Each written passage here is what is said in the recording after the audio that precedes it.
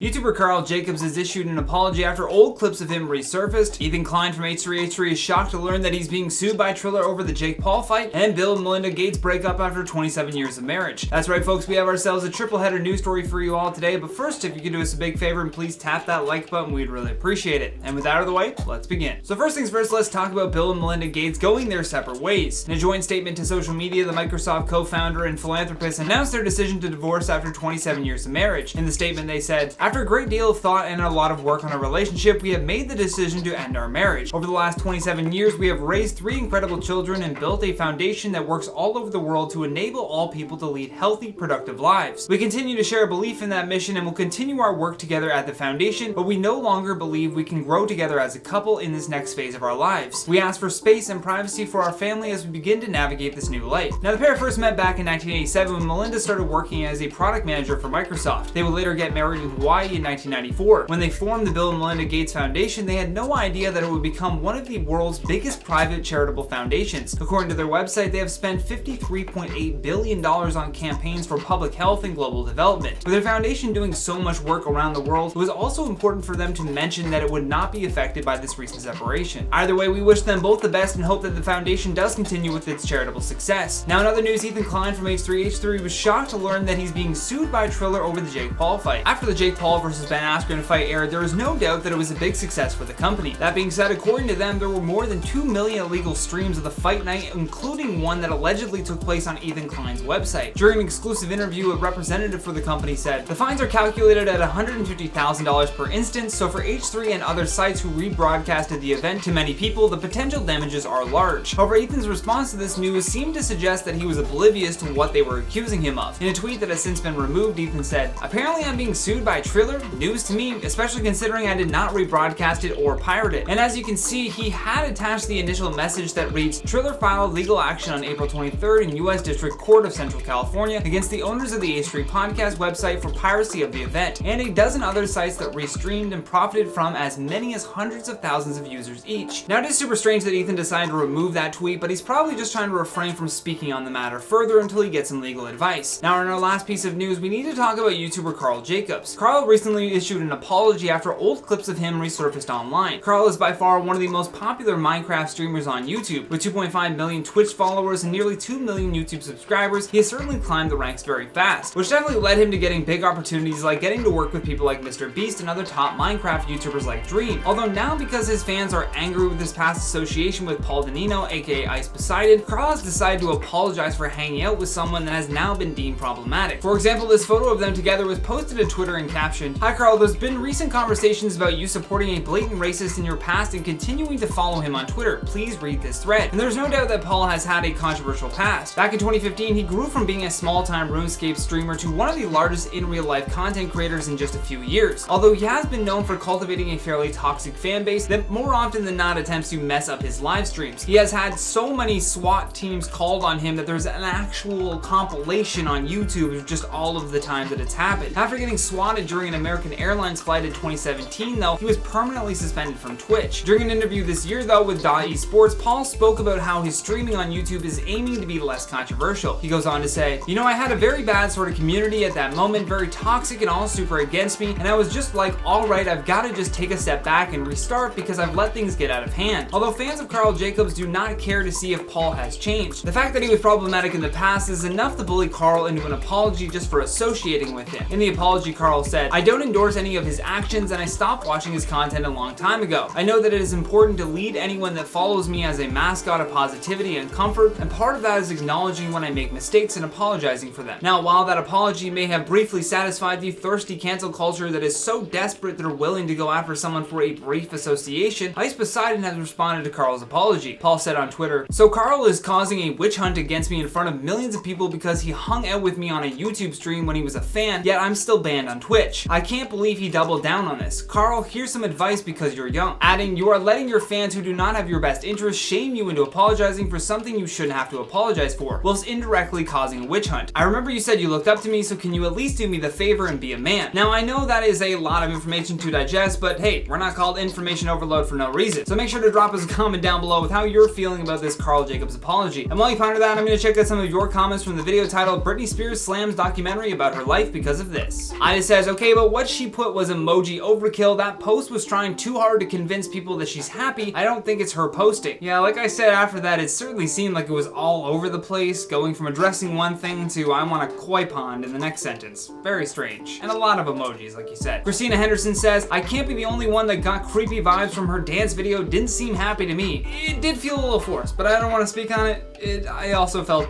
it was a little bit creepy to watch. Fluffy Pink Chaos says, doesn't someone else run her social media accounts? I mean, I think it said somewhere that her dad, someone else, runs all her social media accounts. I have seen multiple things online saying that her father was in control of those accounts. We don't know right now if that was indeed him posting, and again, I don't want to speculate any further on it because the whole speculating further on is just, again, digging up this traumatic crap from her past. So let's just try to move on until we at least get some new evidence. Ended by Judy says, hi.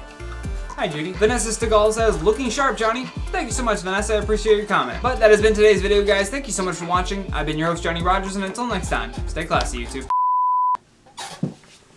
Creaky chair.